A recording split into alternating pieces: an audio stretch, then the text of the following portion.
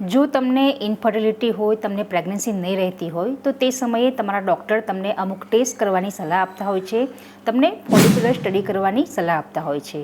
તો follicular study એટલે શું, એ ક્યારે અને કેવી રીતે કરવામાં આવે છે, તો તેના વિશે આજે આપણે અહીં જોઈશું.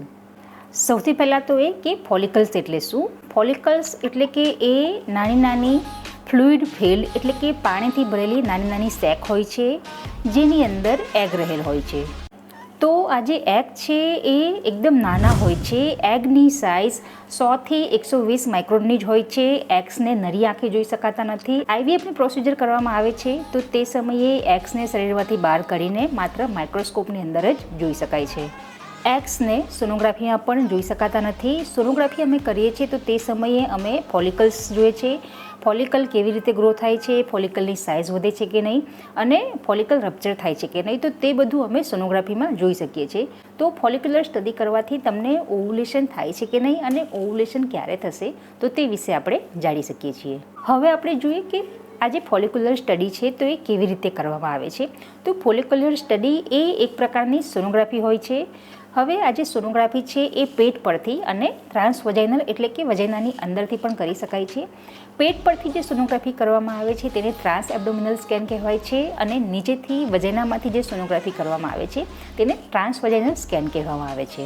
હવે જ્યારે પણ પેટ પરથી સોનોગ્રાફી કરવામાં આવે છે તો તે વખતે જે સોનોગ્રાફીના જે સાઉન્ડ વેવ છે તો તેને ઓવરી સુધી પહોંચવા માટે પેટ પરની સ્કિન છે, ચરબી છે, મસલ છે અને પેટ પરના અંદરના જે બોવેલ્સ છે તો એ બધું પસાર કરીને ઓવરી સુધી પહોંચવું પડે છે.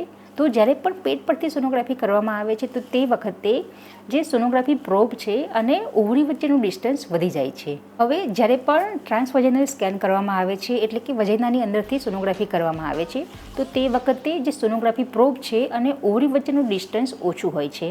એટલે જ તો જો ટ્રાન્સવજાઇનલ સ્કેન કરવામાં આવે તો ફોલિક્યુલર સ્ટડી એકદમ એક્યુરેટ આવી શકે છે. તો ફોલિક્યુલર સ્ટડી માટે હંમેશા ટ્રાન્સવજાઇનલ સ્કેન કરવામાં આવે છે. હવે આપણે જોઈએ કે ફોલિક્યુલર સ્ટડી ક્યારથી કરવામાં આવે છે. તો તમને તમારા માસિકના બીજા ત્રીજા દિવસે તમે તમારા ડૉક્ટર બોલાવશે અને તમારી એક સોનોગ્રાફી કરશે તો એને બેઝલાઇન સોનોગ્રાફી કહેવાય છે.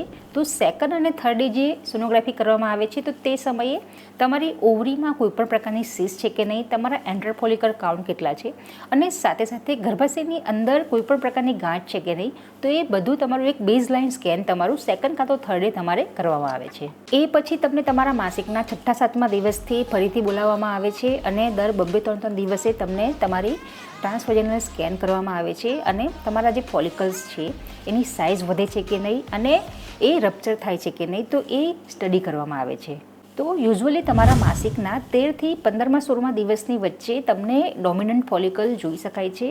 તો ડોમિનન્ટ ફોલિકલની સાઇઝ યુઝ્યુઅલી 18થી 22 mmની હોય છે અને સાથે સાથે તમારા ડૉક્ટર ડોપલર સ્ટડી પણ કરશે. તો ડોપલર સ્ટડી એટલે કે આ જે ડોમિનન્ટ ફોલિકલ છે તો તેની આજુબાજુ બ્લડ સર્ક્યુલેશન કેટલું છે.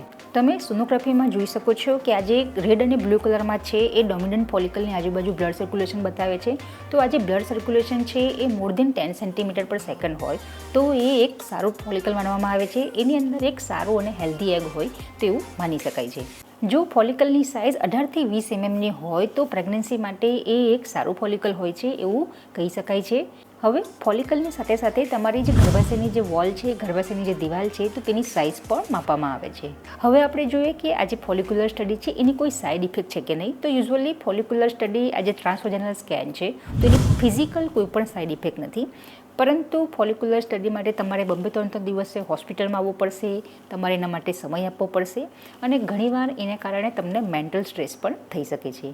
એટલે જ તો ફોલિક્યુલર સ્ટડી ત્યારે જ કરવામાં આવે છે કે તમને તમારા લગ્નના ઘણા વર્ષો પછી પણ પ્રેગ્નન્સી નહીં રહેતી હોય, તમને ઓવ્યુલેશન ઇન્ડક્શન બીજ બનવા માટેની કોઈ મેડિસિન આપવામાં આવેલી હોય, તમારે IUI IVF જેવી પ્રોસિજર કરાવવાની હોય તો તે સમયે ફોલિક્યુલર સ્ટડી કરવામાં આવે છે. પરંતુ જો તમે ન્યૂલી મેરિડ કપલ હો, તમે હમણાં થોડા સમયથી જ પ્રેગ્નન્સી પ્લાનિંગ કરી રહ્યા હો, તમારી ઉંમર તમે યંગર એજમાં હો અને તમારું સાયકલ રેગ્યુલર હોય તો તે સમયે તમને ફોલિક્યુલર સ્ટડી કરવાની કોઈ જરૂર રહેતી નથી. તમે ઘરે પણ ઓવ્યુલેશન જે કીટ આવે છે તો એ કીટ યુઝ કરીને તમને ક્યારે ઓવ્યુલેશન થશે તે તમે જાણી શકો છો.